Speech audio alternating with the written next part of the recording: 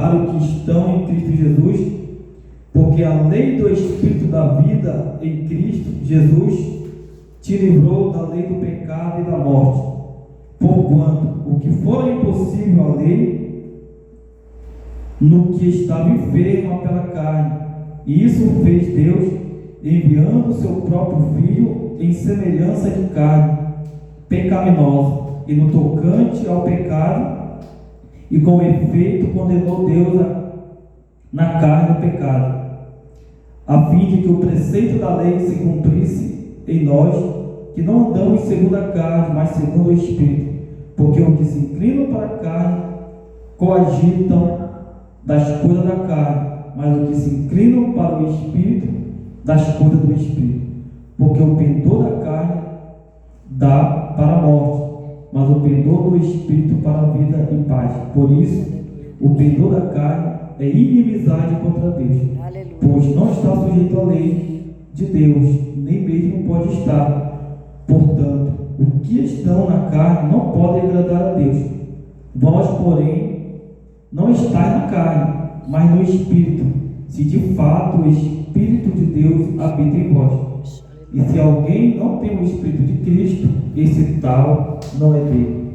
Se, porém, Cristo está em vós, o corpo, na verdade, está morto por causa do pecado, mas o Espírito é vida por causa da justiça. Aleluia. Se habita em vós o Espírito daquele que ressuscitou a Jesus dentre os mortos, esse mesmo que ressuscitou a Cristo Jesus dentre os mortos, vivificará também o vosso corpo mortal, por meio do seu Espírito que vós habita.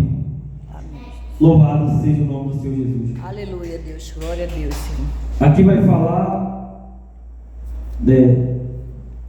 sobre a obra da carne e o fruto do Espírito, o pendor do Espírito. Nenhuma condenação há para os que estão em Cristo Jesus. Agora aqui vamos aprender sobre como nós podemos lidar com a vida diante do mundo, porque nós sabemos que a nossa vida ela faz parte do plano de Deus. Aleluia, Deus. Que Ele enviou o seu Filho ao mundo para que todo aquele que nele crê não morra, mas tenha a vida eterna. Então, a gente já vê aí que vai haver uma grande dificuldade, por causa que nós precisamos confiar que tudo é possível para aquele que crê em Jesus Cristo. Aleluia, Deus. Vai chegar momentos da nossa vida que nós vamos precisar manter o equilíbrio por causa da salvação. Aleluia, Senhor. Glória a Deus. Todos nós precisamos negar a nossa vontade. Todos nós precisamos negar o nosso eu. Não é fácil você lutar contra você mesmo, mas nós só podemos entender que Deus pode estar em nós se nós aprender a lutar contra a nossa vontade. A esperança de nós estarmos no céu um dia é Cristo.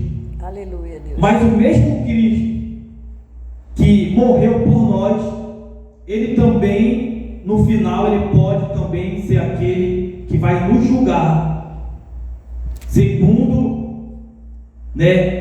a sua autonomia suprema.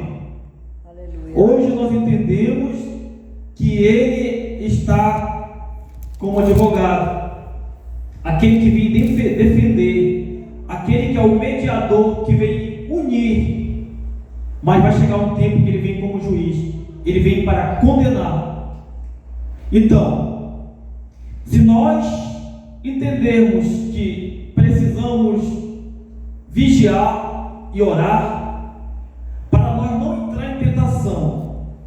Porque nós sabemos que é uma luta contra a carne e o espírito.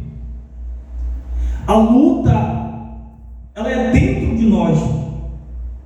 A luta é uma guerra que eu tenho que todo tempo eu tenho que me esquivar do pecado.